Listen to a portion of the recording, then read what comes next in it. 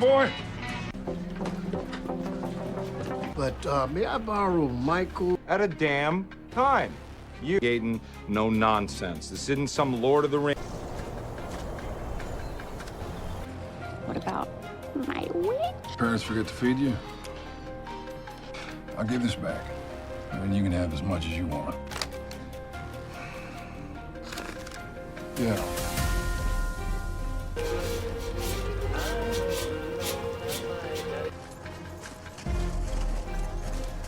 Who is this? His girlfriend, Cynthia. Back, please. Just call.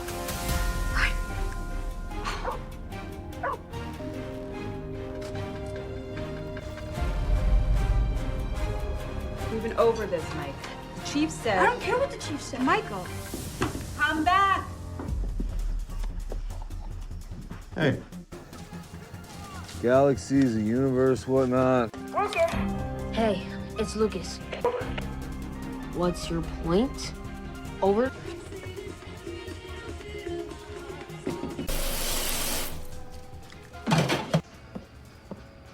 Yeah, I didn't want to run off.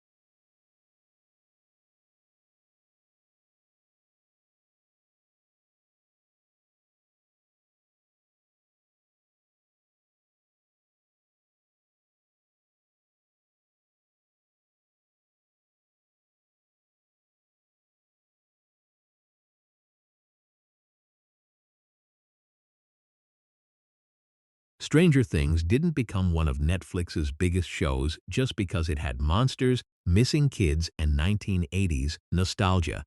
That's the surface.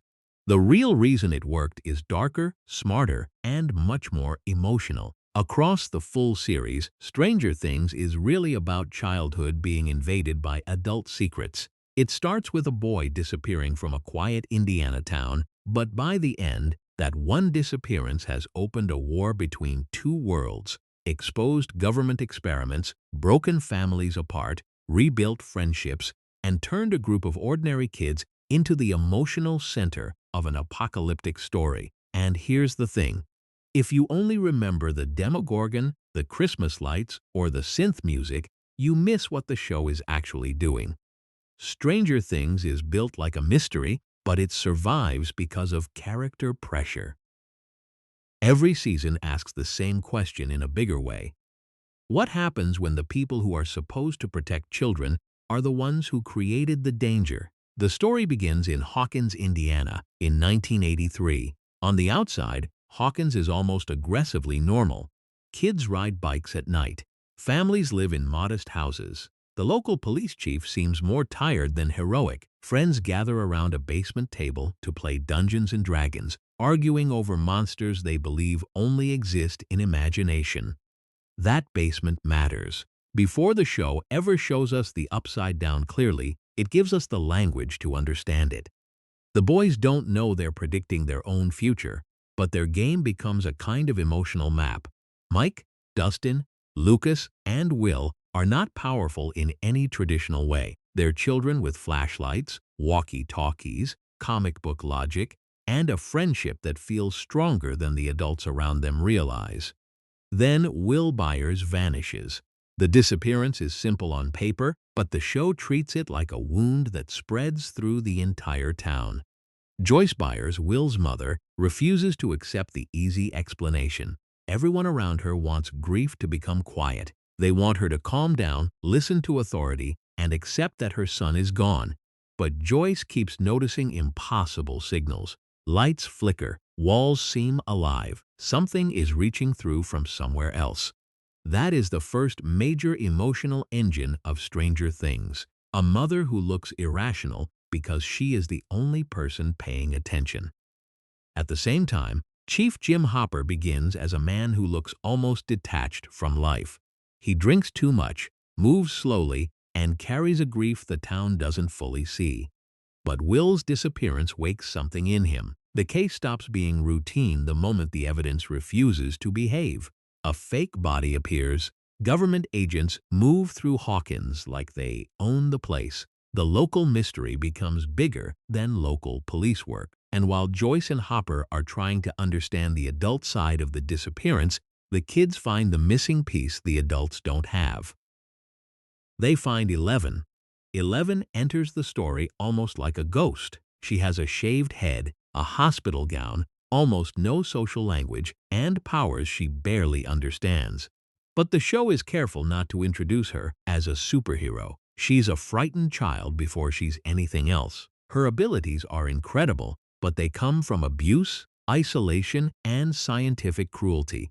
Hawkins' lab didn't create a weapon in the cool comic book sense. It tortured a child until her trauma became useful. That choice shapes the entire series. Because the monster story and 11's story are not separate, the first season slowly reveals that the Upside Down did not simply appear like a random supernatural accident. Hawkins' lab opened the door. The adults searching for power created the nightmare that children now have to survive. This is why the first season hits so hard. It gives the audience two missing children at once. Will is missing physically, trapped in a shadow version of his own town. 11 is missing emotionally, cut off from a normal childhood by the people who raised her like an experiment. One child is lost in another dimension.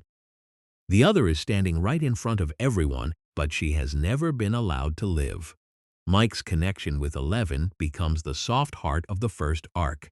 He gives her shelter, trust, and a name that feels human instead of clinical. But the group doesn't accept her instantly. Lucas doubts her. Dustin tries to understand her through rules and logic. Mike believes in her almost too quickly.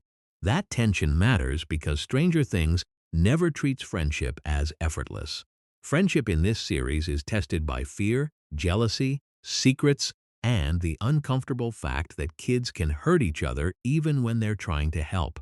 Meanwhile, Nancy Wheeler's storyline opens the teenage side of Hawkins. At first, Nancy seems to belong to a different show: parties, popularity, romance, the pressure to grow up. But when Barb disappears, Nancy's world collides with Will's. Barb's disappearance is one of the show's sharpest early decisions because it proves the monster does not only attack the main emotional target. The danger spreads.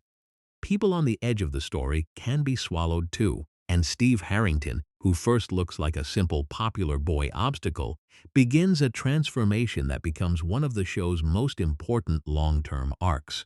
In the beginning, Steve is insecure, arrogant, and easily influenced. But the first season plants the idea that he is capable of change. That matters because Stranger Things keeps returning to the same belief: people are not locked into the role they first appear to play. Jonathan Byers, on the other hand, is shaped by responsibility.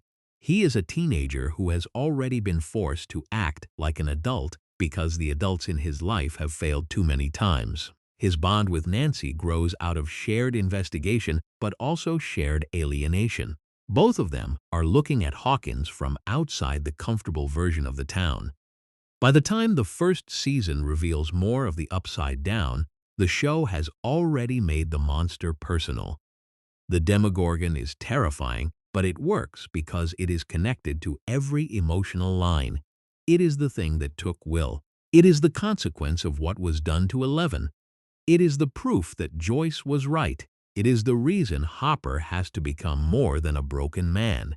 It is the nightmare version of the fantasy monster the boys once treated as a game. The Christmas lights become the perfect symbol of the show's early genius. They are ordinary, warm, and domestic, but Joyce turns them into a communication system between worlds. A living room becomes a supernatural control room. A mother's refusal to stop believing becomes the technology that matters most. The government has machines, weapons, and a lab. Joyce has lights, paint, and love.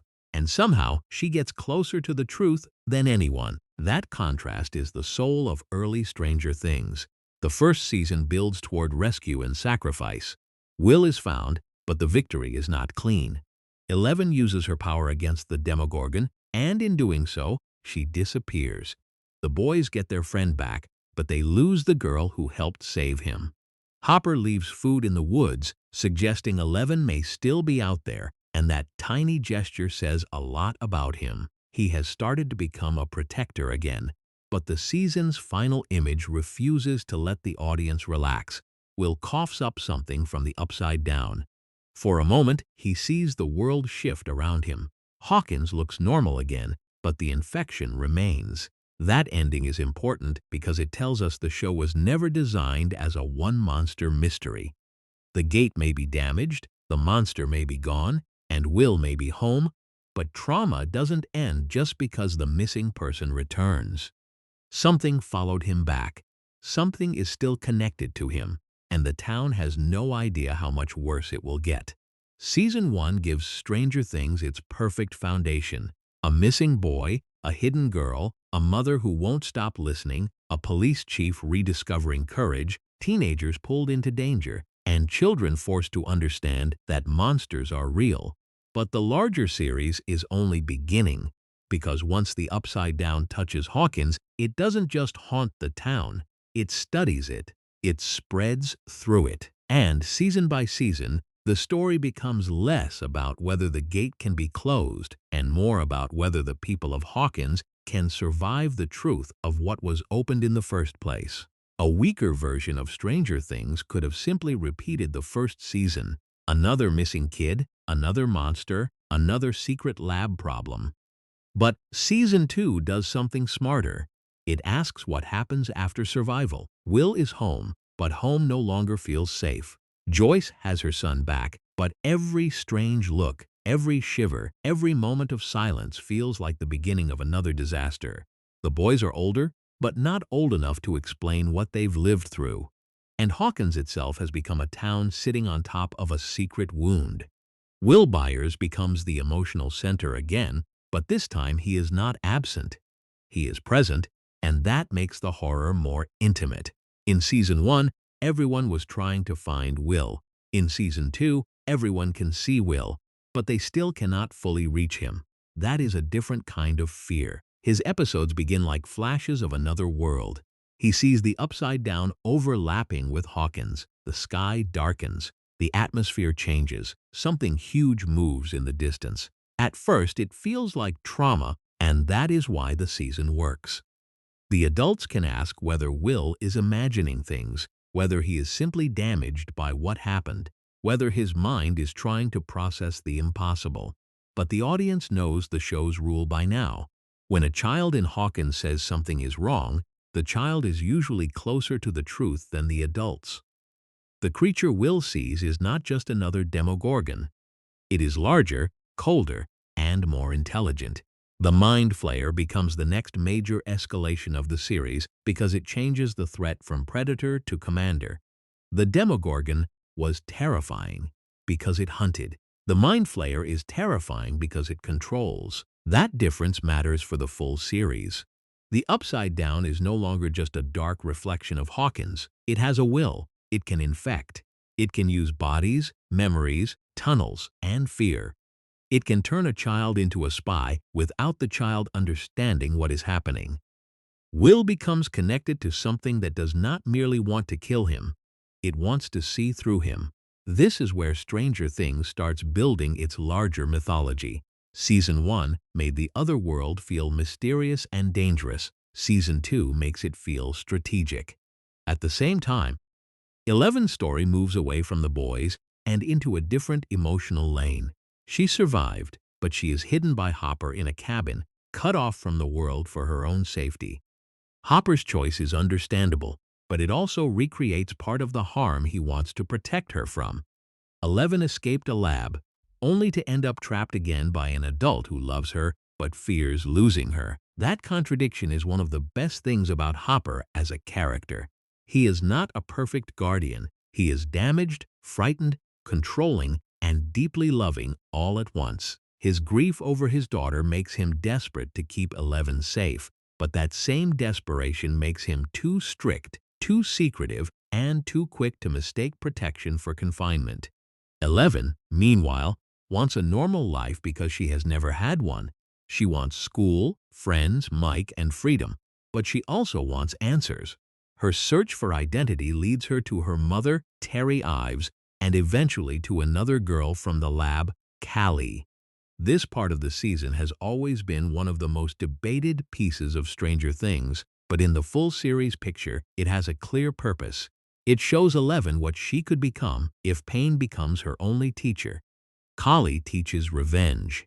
She offers 11 a version of power built from anger and punishment. For a while, 11 is tempted because anger makes sense to her. She was stolen, experimented on, lied to, and hidden. But the turning point is that 11 does not choose revenge as her identity. She chooses connection. She chooses to return to Hawkins, to her friends, and to the people who need her. That choice becomes crucial later. 11 is powerful, but her real defining trait is not power. It is attachment. She keeps saving people because she refuses to become what the lab tried to make her, a weapon without a home. Season 2 also gives the group one of its most important new dynamics through Max. Max enters as an outsider, and her arrival shakes the boys because their friendship has become both strong and fragile. Dustin and Lucas compete for her attention. Mike resists her, partly because he is still grieving 11, and partly because he does not want the party to change. Max is not just the new girl. She exposes how closed the group can be when it is scared. Her brother Billy brings a different kind of danger into the show. Billy is not a monster from the Upside Down. He is human cruelty walking around in daylight. He introduces abuse, racism, aggression, and intimidation into the teen storyline, and the show uses him to remind us that Hawkins does not need supernatural evil to be unsafe. Some monsters are created inside families. That idea becomes more important in later seasons, but Season 2 plants it early. The Upside Down may be the big supernatural threat, but the human world already has violence, neglect, and control. The other dimension does not invent darkness. It finds darkness that is already there. The season's middle stretch builds its mystery through the tunnels spreading under Hawkins. This is one of the smartest visual expansions in the series. Instead of keeping the Upside Down separate, Season 2 shows it growing into the real world like a root system. The infection has geography. It moves beneath homes, farms, roads, and the lab itself. Hawkins is not just near a gate anymore. Hawkins is being colonized. Dustin's discovery of Dart adds another layer. At first, Dart is almost cute, strange, and fascinating. Dustin treats the creature like a secret pet, not realizing that curiosity can become denial. He wants to believe he can control the situation because he has a personal bond with it. But Dart's growth into a demodog proves that the Upside Down's life forms do not become safe just because a child gives them a name. And this is where Steve Harrington fully transforms. Steve starts the series as Nancy's popular boyfriend. By Season 2, he becomes something much more memorable, the unlikely babysitter, the older teen who somehow ends up protecting the younger kids with a nail-studded bat and exhausted panic. But the reason this works is not just comedy. It works because Steve changes through humiliation. He loses status, loses Nancy, loses the story he thought he was in, and becomes better because of it. His bond with Dustin is one of the great surprises of the series. Dustin gives Steve someone to advise, and Steve gives Dustin a model of older brother confidence, even if half that confidence is ridiculous. Their scenes bring humor, but they also reinforce one of the show's deepest patterns, found family forms in the gaps left by broken homes and absent adults. Nancy and Jonathan's arc pushes toward justice for Barb. Season 1 left Barb's death as a wound, and Season 2 gives that wound public shape. Nancy cannot accept that the truth stays buried. She and Jonathan help expose the lab's responsibility, even if the official version remains controlled and incomplete. This matters because Stranger Things is not only about fighting monsters, it is also about fighting cover-ups. The supernatural threat survives because powerful people lie about it. By the final movement of Season 2, all the separate threads crash together. Will is possessed. The tunnels are alive. The demodogs are attacking. Hawkins' lab becomes a death trap. The kids, teens, and adults each have to play a role in stopping something none of them fully understands. The exorcism of Will is one of the season's strongest emotional payoffs. Joyce, Jonathan, and Mike remind him who he is. They fight possession not with weapons first, but with memory. That is classic Stranger Things logic. Identity becomes resistance. The Mind Flayer can invade Will's body, but it cannot easily erase the love and history that connect him to other people. At the same time, Eleven returns at exactly the moment Hawkins needs her. Her entrance is designed like a superhero reveal, but emotionally it is the return of a lost family member. She closes the gate with a force that shows how far her powers have grown, and Hopper stands behind her like a father who finally understands that protection cannot mean hiding her forever. For a moment, Season 2 gives the characters something like peace. The snowball lets the kids step into ordinary adolescence. Mike and Eleven reunite. Lucas and Max connect. Dustin, after rejection and embarrassment, receives kindness from Nancy in a small but unforgettable moment. Will dances. Joyce can breathe. Hopper watches from a distance, still guarded, but warmer than before. Yet the final shot turns that piece upside down. The camera moves from the school into the dark reflection below, where the Mind Flayer still looms over Hawkins. That ending changes the entire promise of the series. Closing the gate was not the same as defeating the enemy. The Mind Flayer now knows them. It knows Hawkins. It knows Eleven. It knows Will. And from this point forward, Stranger Things becomes a long war between a group of children trying to grow up and an intelligence from the dark that refuses to let them. That is the trick. The season is colorful, louder, more comic, and more openly summer-coded than the first two. The kids are older. The mall is new. Romance has entered the group like a force of nature. Hawkins looks more alive than ever. But under all that brightness, the same infection is spreading again. Only this time the danger hides inside consumer comfort, teenage distraction, and the feeling that everyone is growing up too fast to notice the ground cracking beneath them. Starcourt Mall is not just a setting, it is the season's symbol. On one level, it represents 1980s commercial fantasy. Neon lights, food courts, movie theaters, shops, music, crowds, and the idea that the future has arrived in Hawkins with air conditioning and polished floors. But on another level, it is a cover. Beneath Starcourt, a secret Russian operation is trying to reopen the gate to the Upside Down. The town's shiny new attraction is literally built over a hidden machine designed to break reality open again.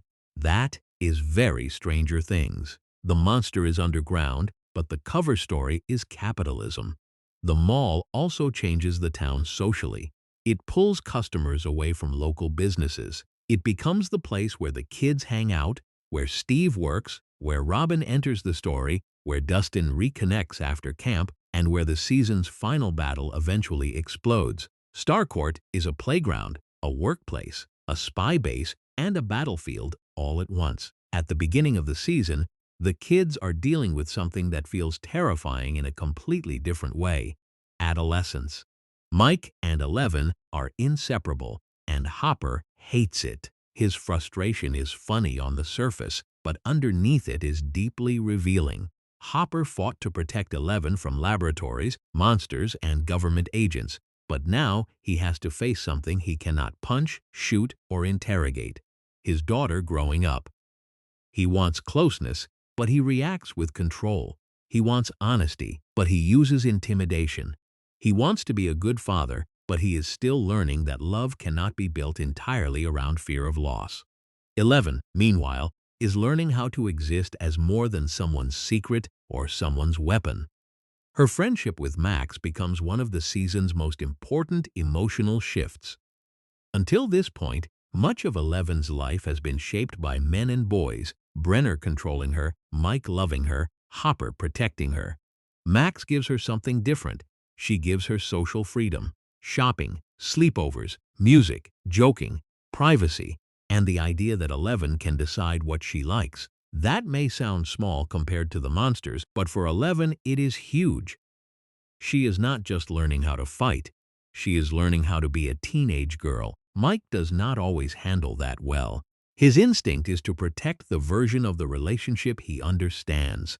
Max challenges that, and for a while, the show lets the conflict be messy because nobody is fully wrong in a simple way. Mike cares about 11, Hopper cares about 11, Max cares about 11's independence. 11 is trying to understand herself. Growing up in Stranger Things does not mean leaving monsters behind. It means trying to form an identity while monsters keep interrupting the process. Will's Season 3 arc is quieter but painful. He is the one most visibly left behind by the group's emotional shift. The others are chasing romance, freedom, and teenage identity. Will wants the party back the way it was. He wants Dungeons and Dragons, friendship, and the safety of the old rhythm. But childhood is ending around him, and because Will already lost so much time to trauma, that ending feels especially cruel. When he destroys Castle Byers, it is not just a sad scene about a kid outgrowing a game. It is Will grieving the version of his life the Upside Down stole. Everyone else seems to be moving forward. Will is still haunted by the past, still sensing the mind flayer, still carrying the body memory of possession. He is not childish because he wants the old days back. He is wounded because the old days were taken from him before he was ready. That emotional detail becomes more important later because Will remains one of the series' most sensitive warning systems. He feels what others ignore. His neck prickling becomes a sign that evil is near. But symbolically, Will also senses another kind of danger: the group drifting apart. The monster plot of Season 3 begins through Billy. Billy's role changes dramatically from human threat to possessed instrument. In Season 2, he represented domestic abuse and violent masculinity inside the ordinary world. In Season 3, the Mind Flayer takes that existing rage, pain, and damage and uses it. This is one of the show's darker ideas. Evil does not always need to create a person's weakness. Sometimes it only needs to exploit what is already broken. Billy becomes the host, then the recruiter. The flayed gather. Bodies are taken. People melt into a grotesque physical form that becomes the season's main monster. The horror here is more bodily and more public than before. In Season 1, the Demogorgon pulled people into another dimension. In Season 2, the Mind Flayer invaded Will and spread through tunnels. In Season 3, it uses Hawkins citizens as raw material. That escalation matters. The boundary between the human world and the Upside Down is not just open, it is becoming biological. The enemy is learning to build itself here. Nancy and Jonathan spend much of the season investigating strange behavior around the town, especially through their work at the Hawkins post. This gives Season 3 one of its clearest social tensions. Nancy is ambitious, observant, and right, but the men around her dismiss her. They reduce her to a young woman getting coffee and answering phones. The supernatural mystery is wrapped inside a workplace story about sexism and condescension. Again, Stranger Things uses the monster to expose ordinary ugliness. Nancy is not ignored because the truth is weak. She is ignored because the people with power have already decided she is not worth hearing.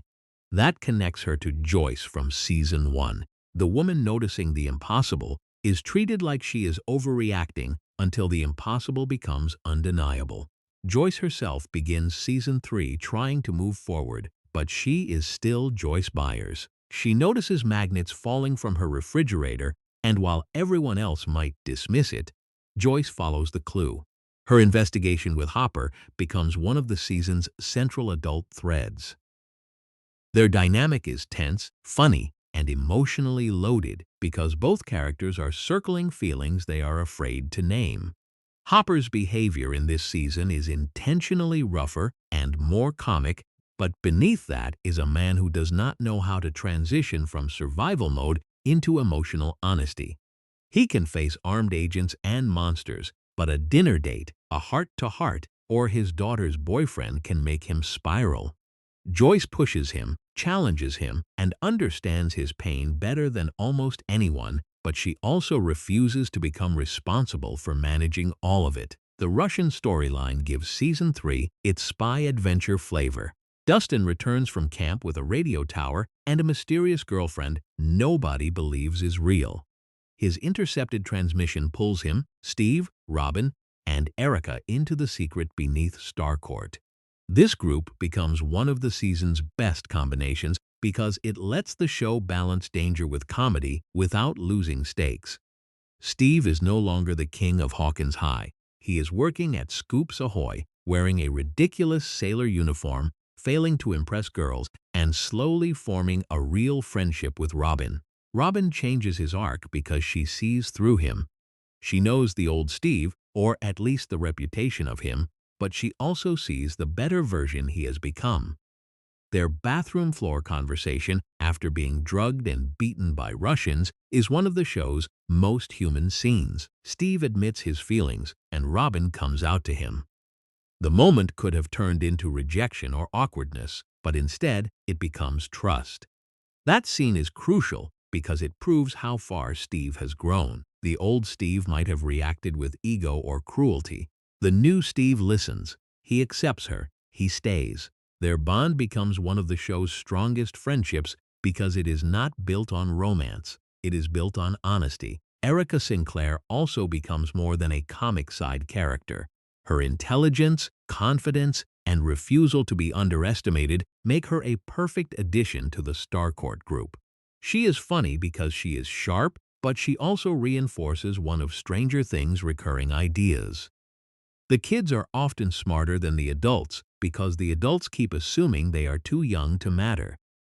As the season moves toward its climax, the groups converge again. That is the Stranger Things structure at full power. Separate investigations, separate emotional conflicts, separate tones, all leading to one massive collision. The kids understand the Mind Flayer's attack. Joyce and Hopper understand the machine. Steve, Robin, Dustin, and Erica understand the Russian base. Nancy and Jonathan understand the flayed. Each group has part of the truth, and the finale works because survival depends on combining those pieces. The Battle of Starcourt is one of the series' biggest turning points. 11 has been the solution so many times, but Season 3 makes her vulnerable in a new way. The Mind Flayer wounds her, and by the end, her powers are gone. This is not just a plot device. It strips 11 of the identity everyone, including herself, has leaned on. If she cannot move things with her mind, who is she? If she cannot always be the weapon that saves everyone, what remains? The answer, of course, is the girl, the daughter, the friend, the person. But she has to learn that without the safety net of power. Billy's final moment gives the season its emotional punch. 11 reaches him not by overpowering him, but by seeing the wounded child inside him. She describes a memory of his mother, the beach, and a life before cruelty hardened him. For a moment, Billy breaks through the possession. He sacrifices himself to protect 11 and the others. This does not erase what Billy did. Stranger Things does not need him to become innocent, but it does reveal that he was more than the worst version of himself. His death hurts because Max loses a brother she had every reason to hate and every reason to mourn.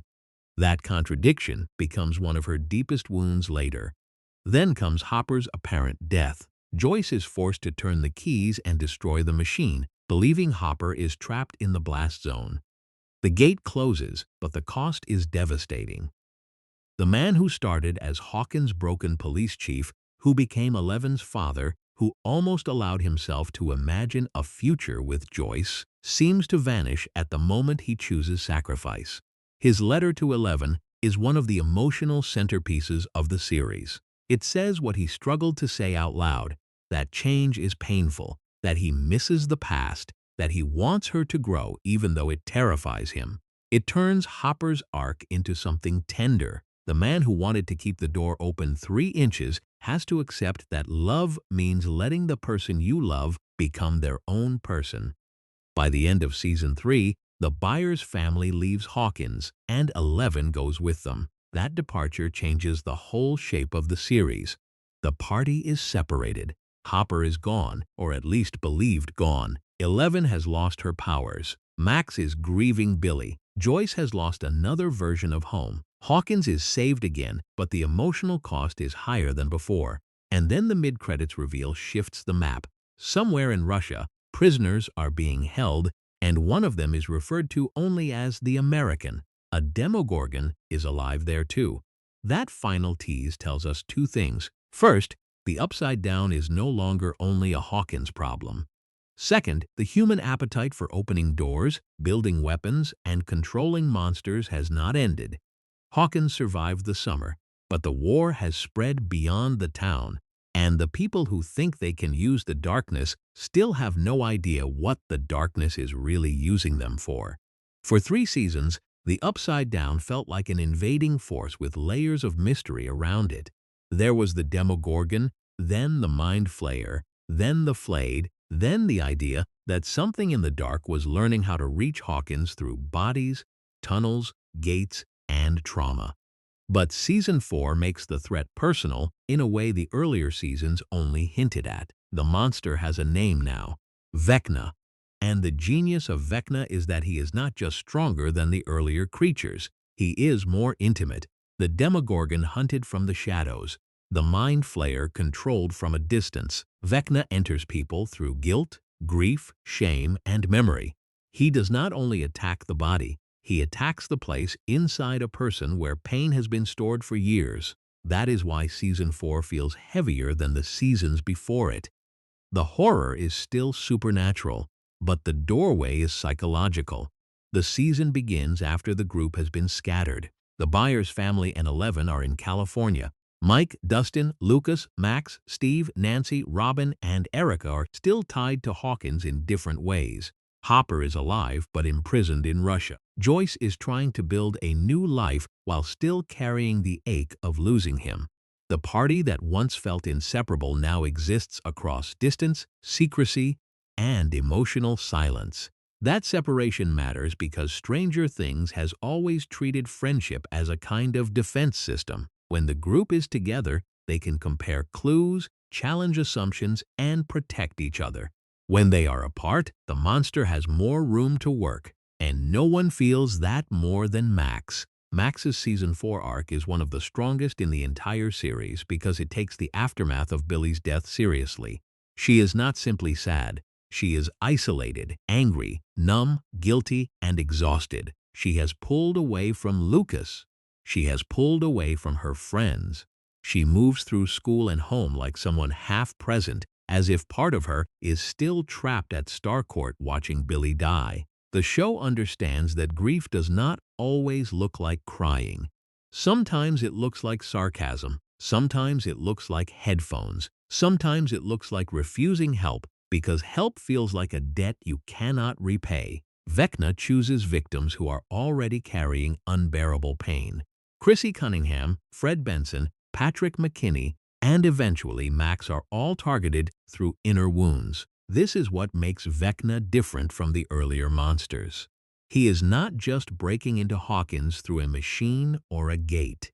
He is breaking in through people's worst memories. The murders are staged with a cruel ritual logic. Visions, clocks, trance, levitation, broken bodies, and a gate torn open at the site of death. Each killing is both an attack and construction. Vecna is not simply murdering victims. He is building openings between worlds. That reveal changes the mythology. Gates are not only lab accidents anymore. They can be made through psychic violence. The Upside Down can expand through trauma weaponized into physical reality. In Hawkins, the kids and teens begin investigating the murders while the town turns toward panic. Eddie Munson becomes the perfect target for that panic. He is older, loud, metal-loving, theatrical, and connected to Dungeons & Dragons through the Hellfire Club. When Chrissy dies in his trailer, people do not look for the truth. They look for a symbol to blame. This is one of Season 4's smartest uses of 1980s culture. The satanic panic atmosphere is not just background flavor. It shows how a frightened community can invent the wrong monster while the real one gets stronger. Hawkins has seen impossible things for years, but most citizens do not have the full story. So when horror becomes public, they explain it through moral panic, suspicion, and mob logic. Eddie is not dangerous in the way the town thinks. He is dramatic, insecure, funny, and afraid. But he also becomes brave when it counts. His arc is powerful because he spends much of the season running, and the world around him reads that running as guilt, but we understand it as terror.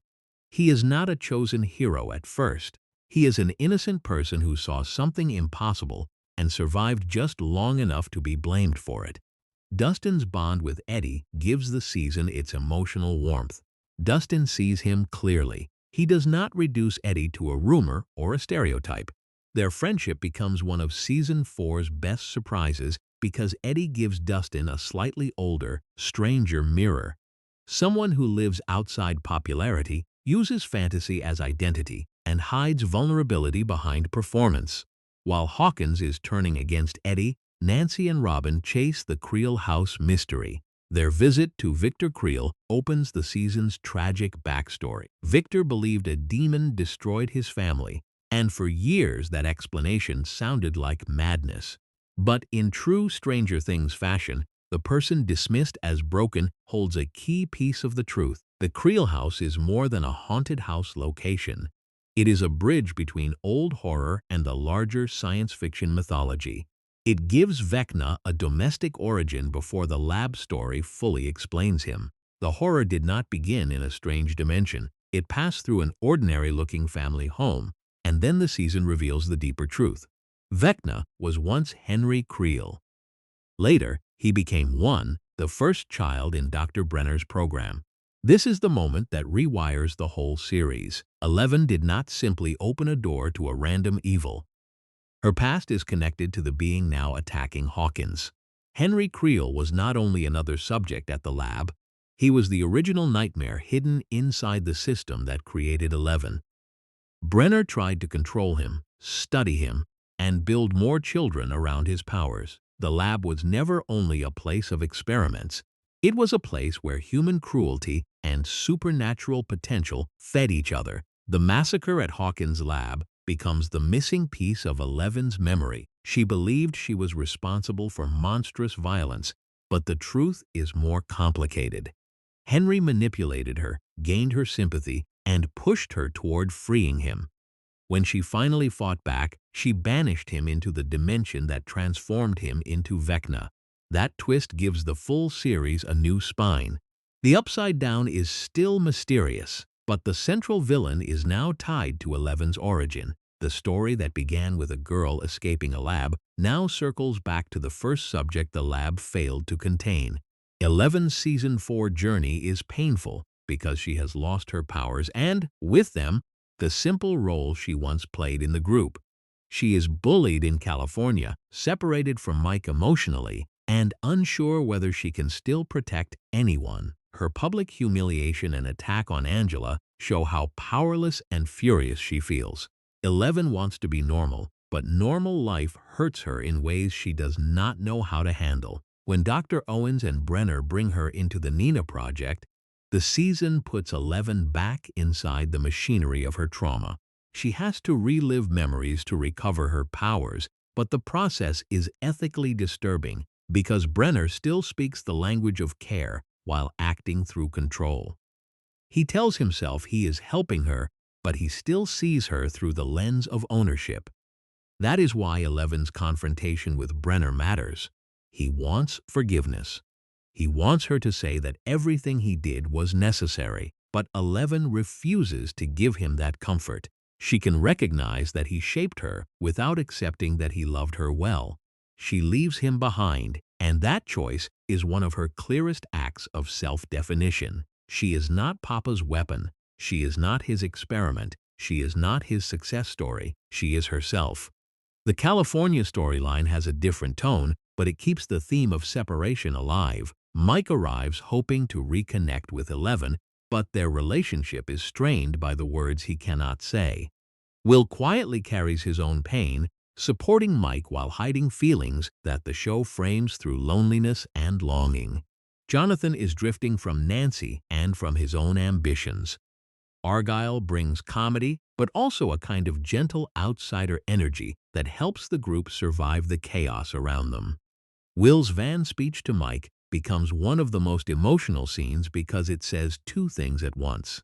On the surface, he helps Mike understand Eleven. Underneath, he reveals his own heartbreak without fully naming it. That is classic Stranger Things character writing. The monster plot is huge, but the quietest emotional truth may be sitting in the backseat of a van. In Russia, Hopper's arc becomes a brutal survival story. He is alive, but physically and spiritually punished. His imprisonment externalizes the guilt he has carried for years. Hopper believes suffering is what he deserves.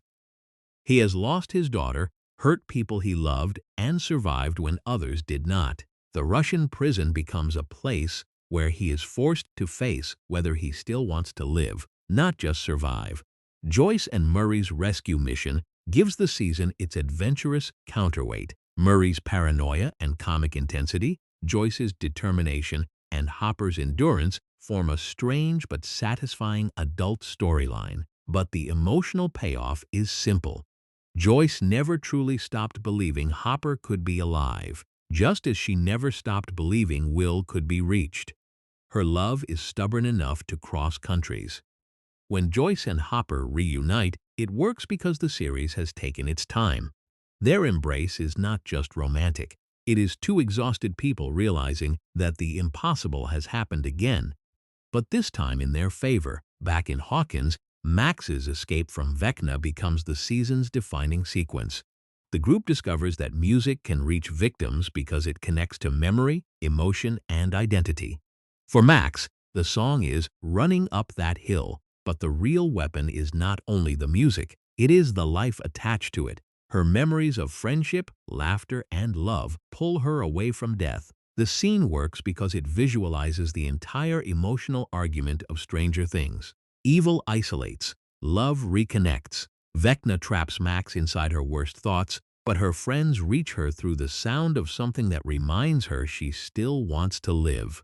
For a while, it feels like a victory, but Season 4 is not interested in easy victories. The final plan against Vecna is ambitious and desperate. The Hawkins group enters the Upside Down. Eddie and Dustin create a distraction with Metallica in one of the show's most iconic moments. Steve, Nancy, and Robin go after Vecna's body. Max offers herself as bait. Lucas stays with her, trying to protect her in the real world. 11 fights from a distance, entering Max's mind to confront Vecna directly. It is the biggest coordination the series has attempted, but it breaks in painful ways. Jason's attack on Lucas shows the danger of human certainty. Jason thinks he is the hero because he believes the wrong story completely. He cannot imagine that his moral crusade is helping the very evil he wants to stop. In that sense, he becomes one of Vecna's accidental weapons. Eddie's death is heroic because it is tragic in exactly the way he feared. He stops running, turns back, and buys Dustin time. But Hawkins will not know the truth. The town that condemned him will not understand what he sacrificed. Dustin does, and that is what makes his later conversation with Eddie's uncle so painful. Eddie dies as a hero in secret. Max's fate is even more devastating. Vecna nearly kills her. 11 reaches her, but not fully in time. Max's body is broken, her heart stops, and although 11 brings her back, Max is left in a coma, with her mind unreachable. It is a victory that feels like failure because the cost is written across the people who loved her. Then Hawkins splits open. The 4 gates tear through the town, forming a massive rupture. Ash falls from the sky. The Upside Down begins bleeding into the real world. For the first time, Hawkins cannot return to the illusion of normal. There is no cover-up big enough, no fake mall fire, no quiet lab story. The town itself has been marked, and Will feels Vecna again. That final warning is chilling because it brings the story back to the boy who disappeared in the beginning. Will understands something the others are only starting to face. Vecna is hurt, but he is not gone. He has opened the door wider than ever. The war is no longer hidden underground, behind lab walls, or inside secret tunnels. It has arrived in Hawkins. Season 4 ends with the heroes reunited but not restored. 11 has her powers back, yet Max is lost inside herself. Hopper is home, but the town is broken. Nancy has seen visions of catastrophe. Will feels the enemy moving. Mike, Dustin, Lucas, and the others are older now, carrying grief no child should carry. And the full series has reached its endgame. The question is no longer whether Hawkins can keep the Upside Down secret. The question is whether Hawkins can survive being swallowed by it. For most of the series, the town lived inside layers of denial. Will's disappearance could be treated like a tragedy. Barb's death could be hidden under a fake explanation. The lab could be shut down, renamed, or buried. Starcourt could be explained away as a fire. Even the murders in Season 4 could be twisted into panic about Eddie and the Hellfire Club. But after the gates rip through Hawkins, denial becomes impossible. The town is physically broken. The sky, the air, and the ground itself have changed. The Upside Down is no longer a secret behind a wall. It is not only under the town or beyond the gate. It is pressing into reality. That is why Season 5 has a different emotional weight. The earlier seasons were about discovery. Season 5 is about reckoning. The story has reached the point where every lie has consequences. The government can still try to control the situation, but the damage is visible. Families can still try to escape, but Hawkins is no longer just a dangerous place. It is the center of the final battle. The kids can still make plans, but they are no longer children stumbling into a mystery. They are veterans of a war nobody officially admitted was happening. And this is where the full series arc becomes clear. Stranger Things began with 4 boys playing a fantasy campaign in a basement. By the final season, the campaign has become the world. The monster is real. The party is real. The map is real. The final boss has a human name, a personal history, and a connection to the first child Hawkins lab ever failed to control.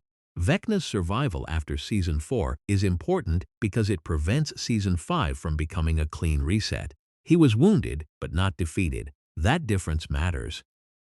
The heroes hurt him, exposed him, and interrupted his plan, but the gates still opened. Max is still unreachable. Hawkins is still bleeding. The enemy has already achieved part of what he wanted. The question now is not simply how to kill Vecna. The deeper question is how to undo what he has made. Will Byers returns to the center of the story in a way that feels inevitable. For years, Will was treated as the first victim, the boy who disappeared, the boy who was possessed, the boy who could feel the mind flare through the back of his neck. But the final season understands that Will was never only a victim. He was the first connection point. That changes how we read the entire series. In Season 1, Will's disappearance looked like an accident of proximity.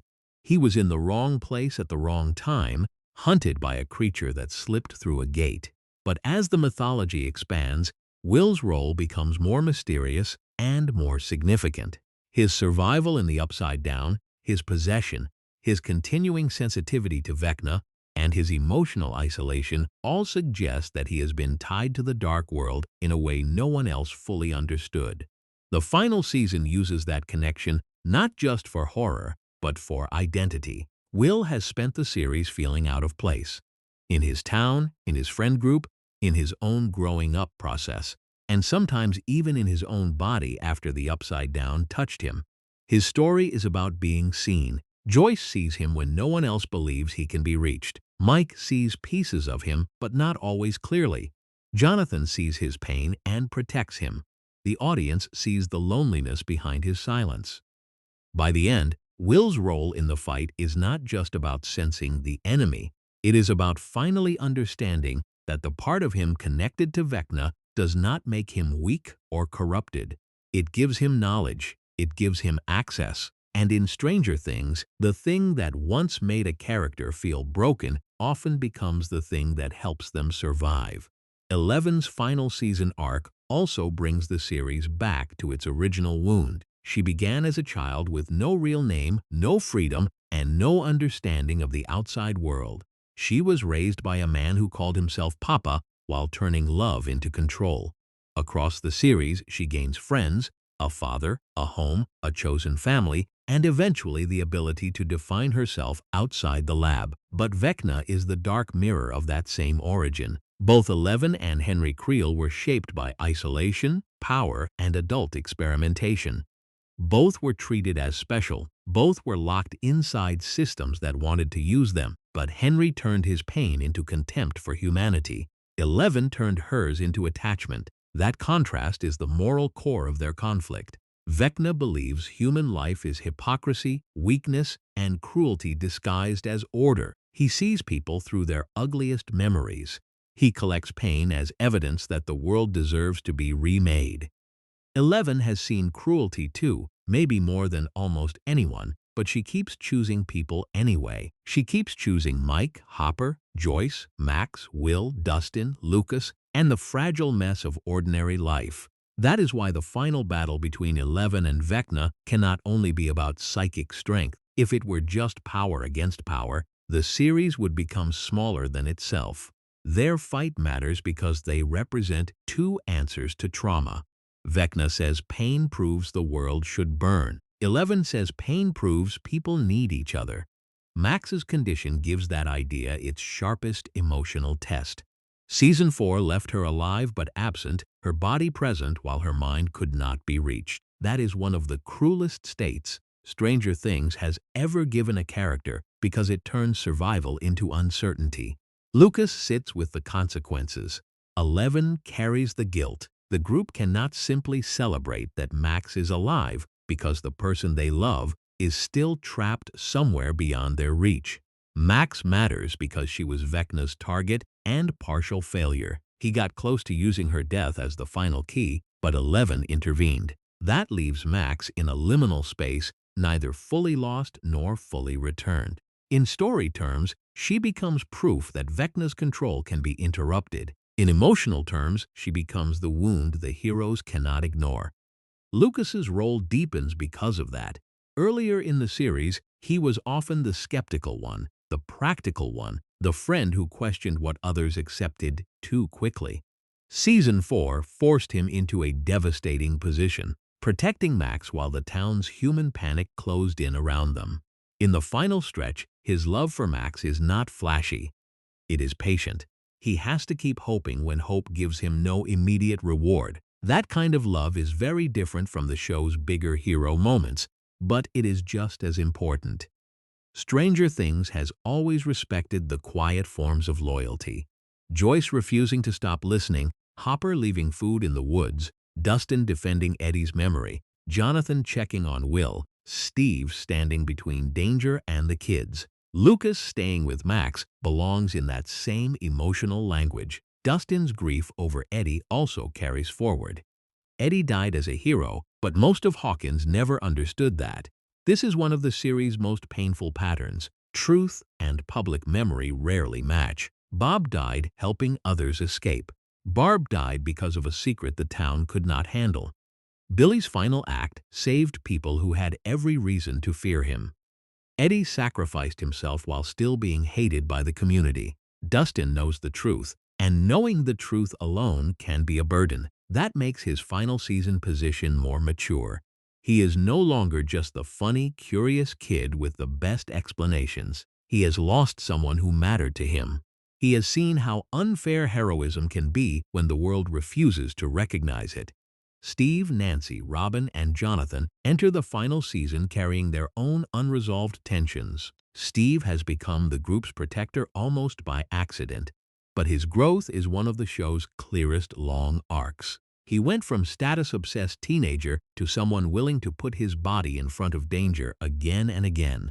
Nancy has become sharper, braver, and more driven by the need to expose truth. Robin brings intelligence and anxious honesty into every room. Jonathan remains tied to family responsibility, but he also has to face the cost of always putting his own future last. The romantic triangle between Nancy, Steve, and Jonathan is not the deepest part of the final season, but it reflects a larger theme. Growing up means choosing not just who you love, but who you are becoming. Nancy is no longer the girl trying to fit into Steve's world. Steve is no longer the boy who thought popularity was identity. Jonathan is no longer only the outsider with a camera and a broken home. All of them have been changed by the war under Hawkins. Joyce and Hopper, meanwhile, bring the adult story full circle. Joyce started as the mother nobody believed. Hopper started as the chief who had lost his sense of purpose. By the final season, they are not outsiders to the truth anymore. They know exactly what Hawkins is facing. Their relationship has been shaped by grief, separation, sacrifice, and survival, but the final season gives them something the early story could not: a chance to fight from the same side without pretending the danger is temporary. Hopper's bond with Eleven also reaches its final emotional form. He cannot protect her by locking doors anymore. He cannot save her by keeping her hidden. The girl he loves as a daughter has to face the enemy connected to her own past, and Hopper has to accept the hardest truth of parenthood in a horror story. Sometimes protection means standing near someone while they walk into danger you cannot take away from them. That is why Season 5 works best when it remembers the series' original emotional architecture. The spectacle is bigger, but the foundation is still intimate. A mother reaching her son, a girl choosing her own name, a police chief becoming a father, friends refusing to abandon each other. Teenagers realizing bravery is not the same as being unafraid. The final season also reframes the Upside Down itself. For years, it looked like a dead mirror of Hawkins, frozen in decay and darkness. But as the story approaches its ending, the question becomes more complicated. What exactly is the Upside Down?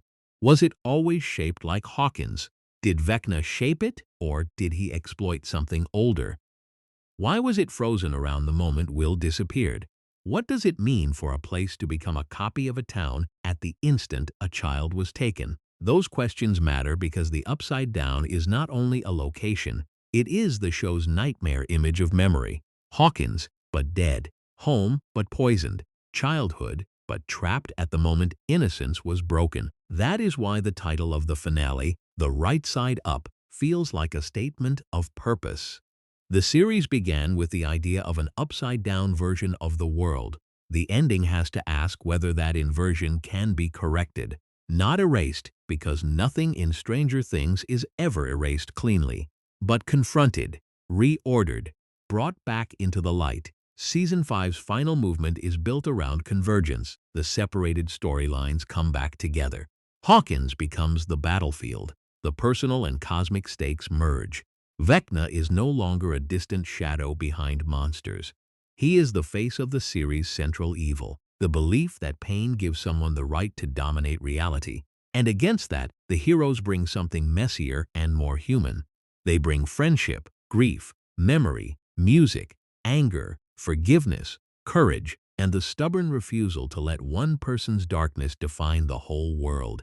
That has always been the secret of Stranger Things. The monsters are huge, but they are defeated by small human connections repeated until they become stronger than fear. By the time the story reaches its last movement, the show has earned something bigger than spectacle. We know the rules of Hawkins now. We know that every supernatural crisis has a human cost. We know that gates do not open in isolation. They open because people hide things, use children, ignore pain, and mistake control for safety. So when the final season pushes toward its climax, the real question is not just whether Vecna can be destroyed. The real question is whether Hawkins can finally stop repeating the pattern that created him. That pattern begins long before the kids understand it. It begins with Henry Creel, a boy who sees something rotten in ordinary life and decides that his own difference makes him superior. It continues with Dr. Brenner, a man who believes he can turn children into tools, as long as he calls that control research. It continues with Hawkins' lab, with government silence, with cover stories, and with every adult system that keeps asking children to pay the price for adult ambition. Eleven's final confrontation with Vecna has to carry all of that weight, because Vecna is not just a villain who wants the world to end. He is the show's darkest answer to the question of what trauma can become when it is mixed with power and isolation. He looks at human beings and sees weakness. He looks at memory and sees weapons. He looks at pain and sees proof that the world deserves to be remade in his image. 11 sees something else. She has every reason to hate the world. She was stolen from her mother. She was raised inside a lab. She was controlled by a man who used affection as a leash. She was feared, hunted, hidden, and asked again and again to save people who could never fully understand what saving them cost her. But she does not become Vecna. That is the whole point. Her power matters, but her difference from him is not power. It is love. And Stranger Things is never embarrassed by that idea. The series can be scary, violent, funny, and strange, but underneath everything it believes that love is not soft. Love is the thing that interrupts possession. Love is what brings Will back from the Mind Flayer. Love is what reaches Billy in his final moment. Love is what lets Max run from Vecna. Love is what keeps Hopper alive when he thinks he deserves punishment. Love is what turns a group of awkward kids into the strongest force in the story. That is why the ending has to pay off so many relationships at once. Will's connection to the Upside Down becomes one of the final keys because he has carried this story from the beginning. In a way, the entire series can be read as the long aftermath of what happened to Will Byers. His disappearance gathered the party, awakened Joyce's impossible faith, pushed Hopper back into purpose, brought 11 into the boys' lives, and exposed the hidden violence under Hawkins. But Will's importance is not only that he was first, it is that he survived. He survived being taken. He survived being hunted. He survived being possessed. He survived growing up with a part of himself that felt frightening, lonely, and difficult to explain. And by the end, that survival becomes knowledge. The place that tried to erase him becomes something he understands better than almost anyone. There is a beautiful reversal in that. The Upside Down once turned Will into a victim and a spy. In the end, his connection becomes part of the resistance. The thing Vecna used becomes something Vecna cannot fully control. That idea echoes through Max as well. Max's mind, trapped and damaged after Season 4, represents one of Vecna's unfinished victories. She is alive, but her absence haunts everyone. Lucas's devotion to her is not about grand speeches or heroic action. It is about staying. In a show full of gates, monsters, and psychic battles, one of the bravest things a character can do is sit beside someone who may not wake up and refuse to let them become a symbol instead of a person. If Max returns to herself, the meaning is not simply that 11 or the group solved a plot problem. It means Vecna's deepest method failed. He tried to turn Max's grief into a death sentence. He tried to convince her that isolation was truth. But Max's whole arc proves the opposite. She is sarcastic, guarded, and often difficult to reach, but she is loved more deeply than she allows herself to believe. The final story has to honor that. Lucas, too, deserves that honor. His journey across the series is easy to underestimate because he is often the practical voice, the skeptic, the one who pushes back. But Lucas's skepticism is not weakness. In Season 1, he questions 11 because he is afraid for his friends. Later, he grows into someone who can move between different worlds: the party, basketball, popularity, loyalty, and love. His mistake in Season 4 is not wanting a wider life. His growth is realizing that belonging to more than one world means taking responsibility in all of them. Dustin's ending carries grief of a different kind. He began as the group's comic explainer, the kid with enthusiasm strong enough to turn terror into a puzzle. But by the end, he has seen heroes die misunderstood. Bob, Billy, and Eddie all complicate what heroism means in this universe, but Eddie's death is personal for Dustin. Eddie was not famous, clean, or socially accepted. He was messy, loud, scared, and brave. Dustin becomes the keeper of that truth. And that is one of the quiet tragedies of Stranger Things. Not every sacrifice is publicly remembered correctly. The town of Hawkins misunderstands almost everything for most of the series. It misunderstands Joyce. It misunderstands Barb. It misunderstands Eddie. It misunderstands the lab until the damage is too big to deny. In the end, part of healing Hawkins means letting truth finally surface. Maybe not every citizen learns every detail, and maybe not every cover-up can be undone cleanly, but the show's emotional logic demands that the people who survived no longer have to pretend nothing happened. Steve's final role is shaped by protection. He has one of the most satisfying transformations because he becomes better without the show making a huge speech about it.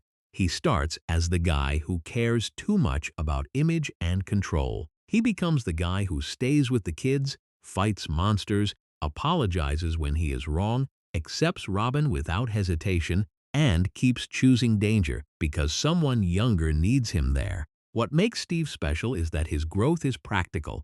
He does not become a genius strategist or a chosen one. He becomes reliable. And in Stranger Things, reliability is heroic. Nancy's arc is about truth and agency. From Barb onward, she refuses to let official explanations replace reality. She becomes a hunter of the hidden story. Her courage is not only physical, though she proves again and again that she can face danger directly. Her deeper courage is moral. She wants the world to name what happened. She wants the lie to break. Jonathan's arc is quieter, built around responsibility and self-erasure. He loves his family fiercely, but that love often makes him disappear from his own life. By the end, his growth has to involve more than protecting Will and Joyce. It has to involve believing he is allowed to have a future, too. That is a more grounded kind of resolution, but it matters because Stranger Things has always been about the ordinary lives these characters are trying to save. Robin's role matters because she brings a different energy into the group. Nervous, brilliant, fast-talking, emotionally honest even when she is terrified. She expands the show's idea of what bravery looks like. Bravery is not always stillness and confidence. Sometimes bravery talks too much, panics, and does the right thing anyway. Joyce and Hopper anchor the adult emotional ending. Joyce's defining trait has always been belief. When everyone else dismissed her, she listened harder. She followed lights, sounds, drawings, magnets, phone calls, and impossible instincts because the person she loved was still out there. Hopper's defining trait became protection, but he had to learn the difference between protecting people and trapping them inside his fear. Together, they represent the adult version of the show's central idea. Damaged people can still become safe places for others. Their relationship also gives the ending warmth because both characters have been denied peace for so long. Joyce has been in survival mode since the first episode. Hopper has been grieving since before the story began. They do not need a perfect fairy tale ending to feel complete. They need the chance to stop losing everything the moment they reach for happiness. The final battle's emotional logic depends on all these arcs colliding with the mythology. Vecna cannot simply be punched, burned, or blasted away without the ending feeling empty. The heroes have to defeat the worldview he represents. They have to prove that pain does not belong to him just because he knows how to use it. This is why memory is so important in Stranger Things. The series keeps returning to memories as weapons, shelters, clues, and traps. Vecna weaponizes memory by forcing victims to relive shame and grief. The heroes use memory differently. They use it to reconnect people to themselves. Will is reached through memories of family. Max is reached through music and friendship. 11 finds strength not by erasing her past, but by understanding it. So the final victory is really about taking memory back. The Upside Down is like a corrupted memory of Hawkins. The same homes, the same streets, the same shapes, but dark, frozen, and wrong. Vecna's dream is to make that corruption permanent. He wants the whole world to become a reflection of his pain. The hero's answer is not that Hawkins was ever innocent. It was not. The town had secrets, cruelty, neglect, and fear long before the gates opened. But the answer is that broken things do not have to stay inverted. They can be brought right side up. That is why the finale title has so much meaning. The right side up is not just a clever mirror of the upside down. It suggests restoration, but not in a simple way. The world cannot go back to 1983. The kids cannot become children again. Eddie cannot be publicly saved in the moment he needed saving. Barb cannot come home. Billy's final act cannot erase the harm he caused. Hopper cannot get back the years he lost to grief. 11 cannot become someone who was never hurt. But restoration in Stranger Things does not mean pretending the damage never happened. It means refusing to let damage become the final author of the story. The final emotional payoff comes from seeing how far the characters have traveled from the first basement campaign. Mike, Dustin, Lucas, and Will were once boys using fantasy to imagine courage. By the end, courage has cost them more than they ever could have understood. 11 was once a silent girl running from a lab.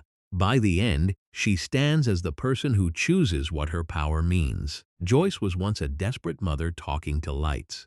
By the end, she has been proven right again and again. Hopper was once a man hollowed out by loss. By the end, he has become a father who keeps choosing life. And Hawkins, the town that kept trying to bury the truth, finally has to live in the open. That openness is the real ending. Not just the death of a villain or the closing of a gate, but the collapse of secrecy.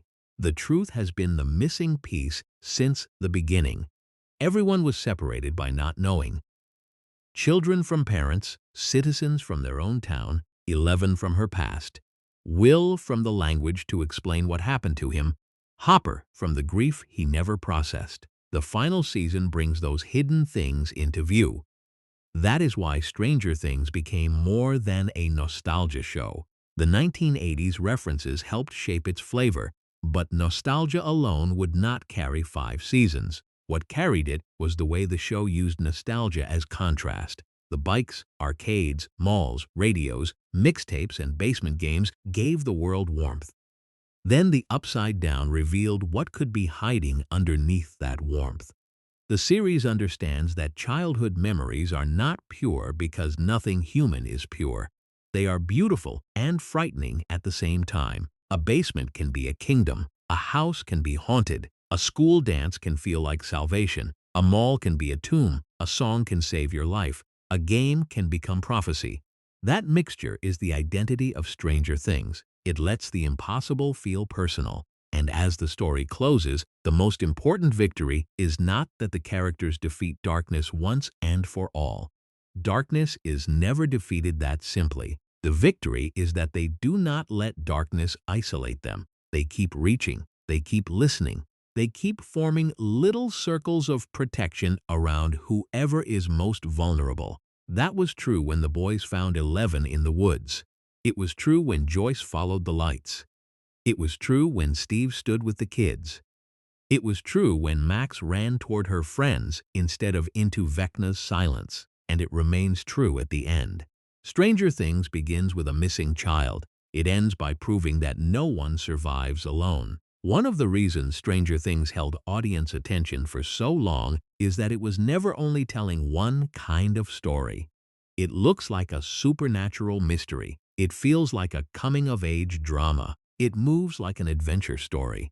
It uses the language of horror, science fiction, conspiracy, teen romance, family melodrama, comedy, and fantasy role-playing. But the real trick is that all of those modes are tied together by one simple structure. Every monster reveals a hidden emotional truth. The Demogorgon reveals that Hawkins is not safe. The Mind Flayer reveals that trauma can follow a person home. The Flayed reveal that evil can use ordinary people as material. Vecna reveals that memory itself can become a battlefield. That escalation is why the show's mythology feels bigger over time, even when the emotional center remains familiar. The series does not just add larger creatures for spectacle. Each new threat changes what the story is about. In the first season, the horror is absence. Will is gone. 11 has no home. Barb is erased. Joyce's life is full of empty spaces where answers should be.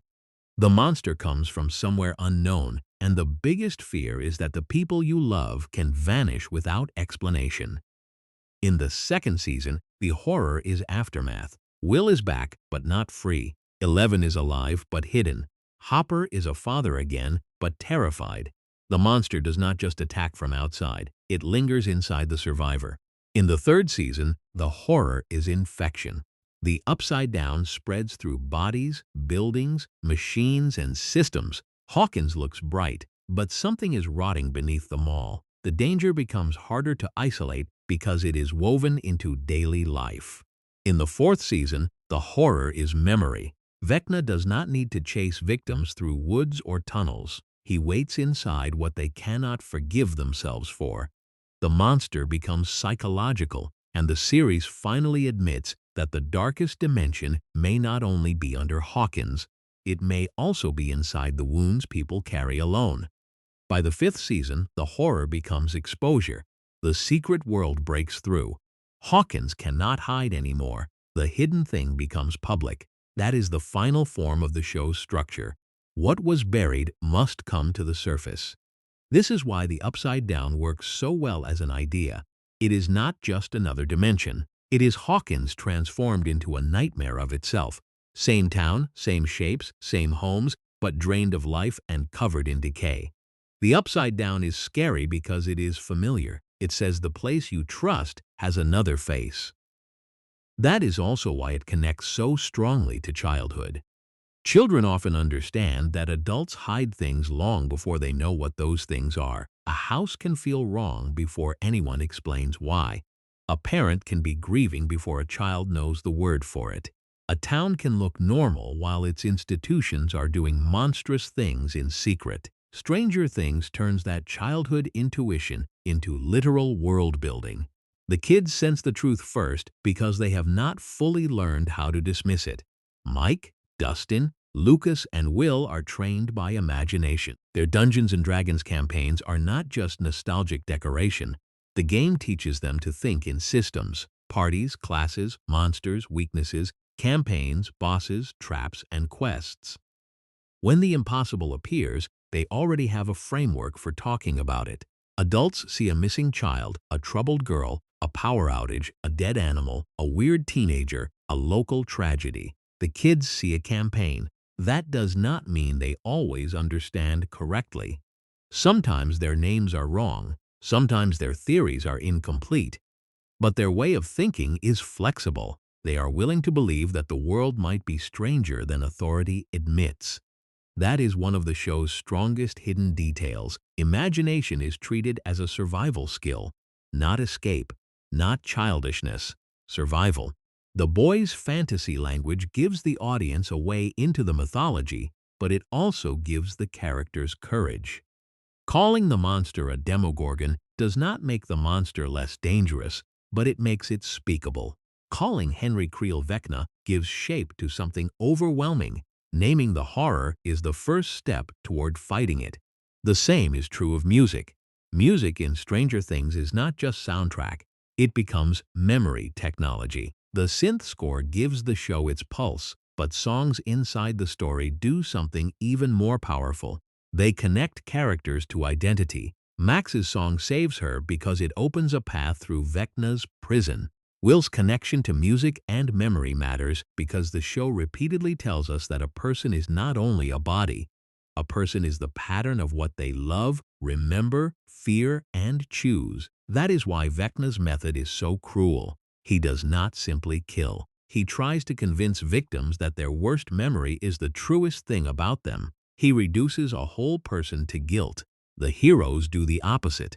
They remind each other that no single wound is the whole story. Joyce does this for Will. Mike does this for Eleven, even when imperfectly. Lucas does this for Max.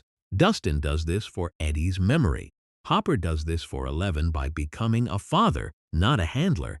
Steve does this for Robin by accepting her truth without making it about himself. Jonathan does this for Will by telling him he is loved without needing him to perform normality. That is the emotional grammar of the series. Another reason Stranger Things works is that it builds its ensemble like a party in the role-playing sense. Everyone does not have the same skill. Everyone cannot solve the same problem. Dustin explains. Lucas challenges. Mike believes. Will senses. 11 fights. Max cuts through emotional dishonesty. Steve protects. Nancy investigates. Robin decodes. Joyce refuses denial. Hopper pushes through danger. Jonathan watches the margins. Erica sees what others underestimate. The group survives because the story needs different kinds of intelligence. This is also why the show's best scenes often involve unlikely pairings. Steve and Dustin, Robin and Nancy, Hopper and Joyce, Murray and almost anyone, 11 and Max. These pairings refresh the series because they reveal sides of characters that their usual groups do not always bring out. Steve with Dustin becomes warmer and funnier than Steve with his original high school crowd. Nancy with Robin becomes more dynamic because Robin's nervous speed disrupts Nancy's controlled intensity. 11 with Max becomes liberating because Max teaches 11 to enjoy herself outside the emotional orbit of Mike and Hopper. Hopper with Joyce becomes vulnerable because Joyce can see past his tough exterior without being intimidated by it. The show understands that character growth often happens when someone is moved into a new emotional room, but Stranger Things also understands loss. That is why its deaths and near-deaths carry different meanings. Barb's death is about invisibility. She is the friend who deserved more attention than the world gave her, and her disappearance becomes a moral stain on Hawkins. Bob's death is about ordinary decency. He is not trained for this world, but he helps because he loves Joyce and the kids. His heroism is gentle, practical, and heartbreaking. Billy's death is about damage and contradiction. He is frightening, abusive, and cruel, but he is also a person shaped by pain. His sacrifice does not cleanse him completely, but it prevents him from being reduced to only one thing. Eddie's death is about misunderstood outsiders. He becomes the hero the town will never properly thank. Max's near death is about the violence of unresolved grief. She survives, but not untouched. And the group has to face the fact that love does not always prevent injury. Sometimes it only keeps the story from ending there. These losses prevent the show from becoming a fantasy where friendship makes everyone safe. Friendship matters, but it does not make the world painless. It gives pain somewhere to go. Production-wise, the series also became a cultural event because it understood the value of texture. The Duffer Brothers built a world that felt specific. The bikes, the basements, the phones, the arcades, the school hallways, the woods, the mall, the video store, the police station, the lab, the Byers house, the Wheeler basement. These places became emotional landmarks. Netflix positioned the final season as the end of a nearly decade-long journey, with Season 5 released in volumes and the finale, The Right Side Up, arriving as the concluding chapter. That release structure matters because Stranger Things had become more than a show people watched. It became something people returned to in waves. Each season was treated like an event, partly because the story had trained audiences to care about reunions. The audience was not only waiting for plot answers, they were waiting to see the group together again. And the finale's basement image, with the characters completing a final Dungeons and Dragons campaign and Mike closing the door, is powerful because it understands that the show began as a story about children imagining danger before they had to live through it. The Duffer Brothers described the ending as being about these characters saying goodbye to childhood, which fits the full emotional arc of the series. That is the real ending beneath the ending, not just goodbye to Vecna, goodbye to childhood. Because the kids of Stranger Things do not get a normal coming-of-age story. They grow up through portals, disappearances, cover-ups, monsters, possession, grief, and war. Their adolescence is interrupted by supernatural crisis again and again. But the show never stops caring about the small milestones. First crushes, school dances, friendships changing, sibling conversations, awkward apologies, summer jobs, music tastes, and the fear of being left behind. That balance is the reason the series became so beloved.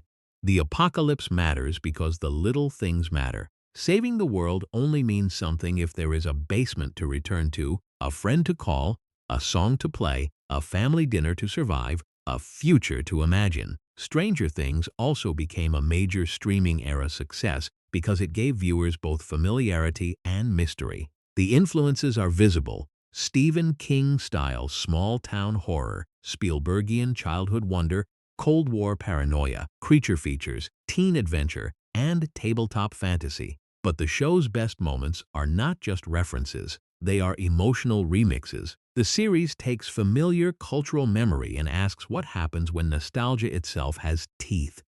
That is why the title Stranger Things is so fitting. The strangeness is not only the monster. The strangeness is growing up. The strangeness is realizing your parents do not know everything. The strangeness is watching your friend change. The strangeness is discovering your town has secrets. The strangeness is learning that the person you thought was a villain can make one good choice, and the person you trusted as a father figure can still harm you. The show keeps widening the definition of strange until it includes almost every part of becoming older.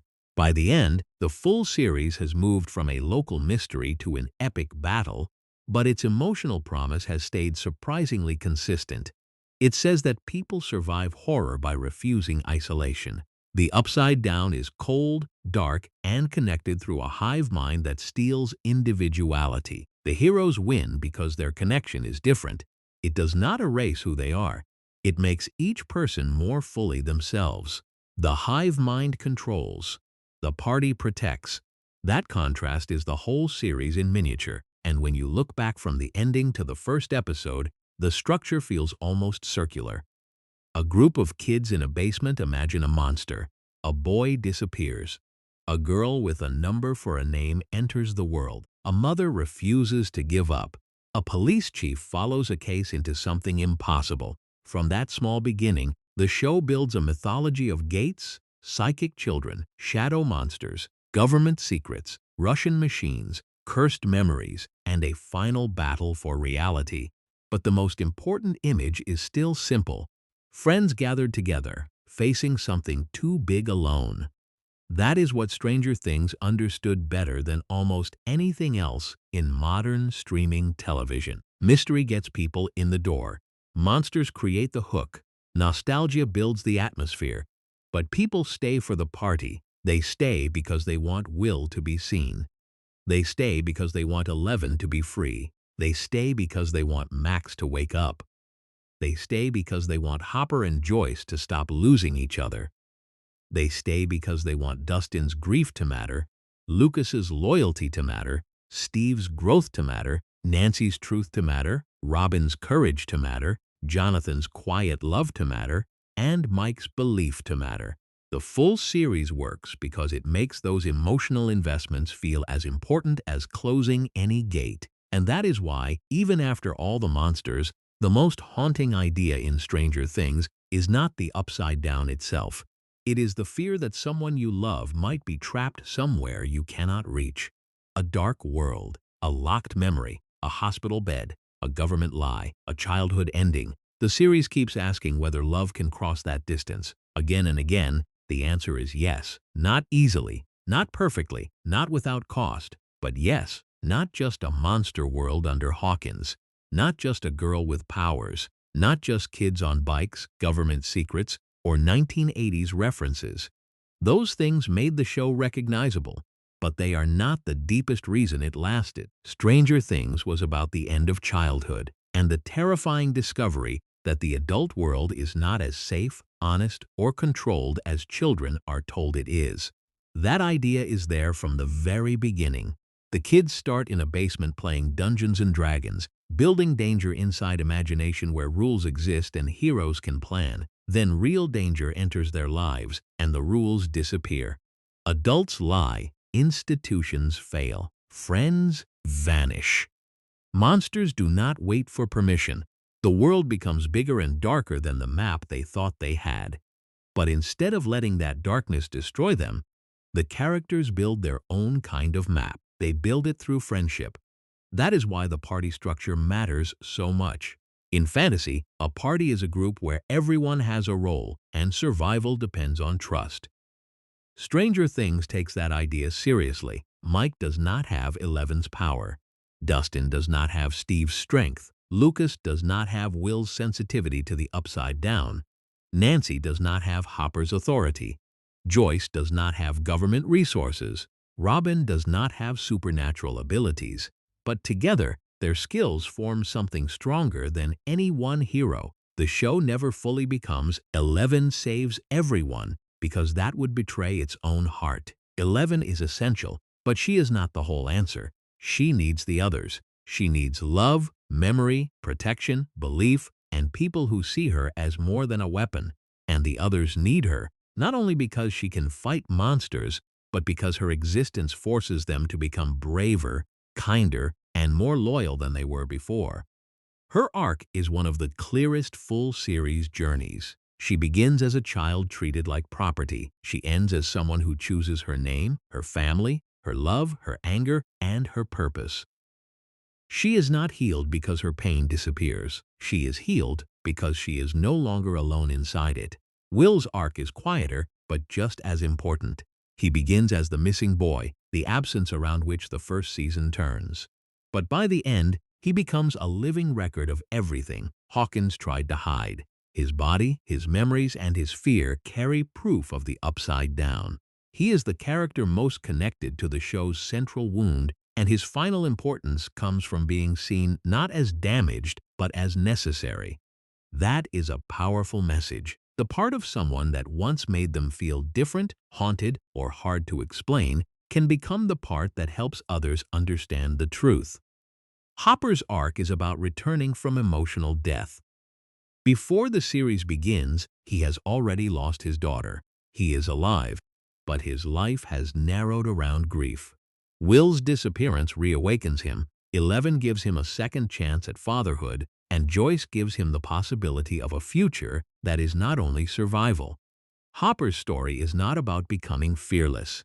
It is about becoming willing to feel again, even though feeling means he can lose again. Joyce's arc is about belief. From the first season onward, she is the character who refuses to let the world's version of reality override what she knows in her bones. People call her frantic. They call her unstable. They underestimate her because grief makes her look irrational. But Joyce is right again and again because she listens to love more carefully than others listen to authority. That is one of the show's most beautiful ideas. Love can notice evidence that logic dismisses too quickly. Steve's arc is about humility. Nancy's is about truth. Dustin's is about loyalty through grief. Lucas's is about courage becoming deeper than skepticism. Max's is about surviving guilt and learning that isolation lies. Robin's is about being afraid and honest at the same time. Jonathan's is about learning that responsibility should not erase the self. Mike's is about belief and about learning that love must grow beyond needing someone to stay exactly the same. Together, these arcs turn Stranger Things from a creature feature mystery into a story about growing up under pressure. And that is why Vecna was the right final villain. He is not just the most powerful enemy. He is the perfect opposite of the show's emotional argument. Vecna believes pain makes people weak. He believes memory is a trap. He believes humanity is fake, corrupt, and deserving of domination. He looks at trauma and turns it into a throne. The heroes look at trauma and turn it into connection. That difference is everything. The Upside Down is a world of corruption, decay, and forced connection. It links creatures through control. It spreads like an infection. It makes Hawkins into a dead copy of itself. The party, by contrast, is a living connection. Nobody is absorbed. Nobody loses their identity. They become stronger because they remain different. This is the final meaning of the series. The opposite of the Upside Down is not simply the normal world. The opposite of the Upside Down is chosen connection without control. That is what Hawkins had to learn. That is what Eleven had to learn. That is what Hopper had to learn as a father. That is what the kids had been practicing since the basement. If the show has one flaw across its full run, it is that its expansion sometimes created pressure the early intimacy did not have. The first season was almost perfectly contained. A missing child, a secret lab, a strange girl, a monster, a mother's belief, and a small town's hidden darkness. Later seasons became bigger, louder, and more complicated. Russia, Star Court, Vecna mythology, government factions, multiple locations, and global stakes all made the series feel more epic, but they also moved it away from the simplicity that made the beginning so haunting. But that is also the natural risk of a story about growing up. Childhood feels smaller because the world seems smaller. As the characters age, the world expands. Problems become more complicated. Friendships become harder to maintain. Love becomes messier. Loss becomes more permanent. The show's scale grows because the characters' awareness grows. In that sense, the series' expansion is part of its meaning. Season 1 is childhood fear. Season 2 is trauma after childhood fear. Season 3 is adolescence colliding with danger. Season 4 is grief becoming a weapon. Season 5 is the final confrontation with everything buried underneath. And when you view the whole show that way, the structure becomes much more deliberate than a simple monster of the season progression. Each season pulls the characters further away from innocence and closer to truth. The first gate opens in a lab. The final truth opens inside the people who were hurt by that lab's legacy. That is why the ending feels earned when it focuses not only on victory, but on farewell. The characters are not just defeating Vecna, they are saying goodbye to the version of themselves that existed before the first disappearance. Even if they survive, they do not return unchanged. Nobody does. Will cannot return to being only the quiet kid drawing in his room. 11 cannot return to being only a hidden experiment. Mike, Dustin, and Lucas cannot return to a version of friendship untouched by death. Max cannot return to a version of herself before grief. Hopper cannot return to numbness. Joyce cannot unknow what she fought to prove. Hawkins cannot become innocent again. But that is not a hopeless ending. It is an honest one. The series says that growing up does not mean escaping darkness forever. It means learning how to carry light with other people. That is why small images matter as much as big ones. A walkie-talkie, a bike light in the dark, a painted alphabet on a wall, a box of Eggos, a mixtape, a nail bat, a Dungeons & Dragons board, a song playing through headphones, a door left open 3 inches. These objects became iconic because the show charged them with emotional meaning. They are not just props. They are proof that ordinary things can become lifelines when the world turns strange. And maybe that is the most lasting magic of Stranger Things. It made viewers believe that the smallest human gestures could matter against impossible darkness. Calling your friend, holding someone's hand, playing the right song, refusing to stop looking, believing the person everyone else dismisses, telling the truth when the town wants a lie, sitting beside someone who cannot answer, opening your home to the girl in the woods. Those are the real weapons of the series. The monsters are unforgettable, but they are not the soul of the show. The soul is the repeated act of reaching across distance, across dimensions, across grief, across fear, across silence, across growing up. And that is why Stranger Things became such a defining streaming series. It arrived with the flavor of something familiar, but it stayed because it gave audiences a group of people worth protecting. It understood that nostalgia is powerful, but nostalgia without feeling is empty. The show did not just ask viewers to remember the 1980s. It asked them to remember what it felt like to be young and realize, slowly and painfully, that the world was bigger than the adults had told you. It asked them to remember the friend group that once felt like everything. The room where imagination felt real. The first time fear became too big to handle alone. The first time music saved a mood. The first time a goodbye felt permanent. The first time childhood began to close behind you. That is the ache underneath all the spectacle. Stranger Things is scary because of the monsters, but it is moving because of time. The kids grow up. The actors grow up. The audience grows up with them. Every return to Hawkins carries a little more loss because we know the basement cannot stay the same forever. The final door closing matters because all childhood stories eventually reach that moment. The game ends. The lights come up. The friends leave the room. But what happened there still shaped everyone who was inside. For series-span cinema, the full series takeaway is this: Stranger Things worked because it understood that the best genre stories are never only about the genre. The horror was about trauma. The science fiction was about exploitation. The fantasy language was about friendship. The mystery was about hidden truth.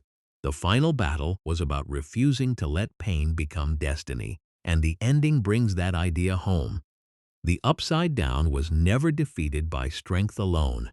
It was defeated by people who kept choosing each other after every reason to give up. So when we look back at Stranger Things from 2016 to its final chapter, the journey is bigger than Hawkins, bigger than Netflix, bigger than nostalgia. It is the story of children who turned imagination into courage, of broken adults who found purpose again, and of a town that had to face the darkness it buried. The first question was simple: where is Will Byers? The final answer is much larger. He was never alone. None of them were. And maybe that is why the series stayed with so many viewers. Because beneath every gate, every monster, every psychic battle, and every nightmare version of home, Stranger Things kept returning to one emotional truth: the world can turn upside down. But if the right people keep reaching for you, you can still find your way back.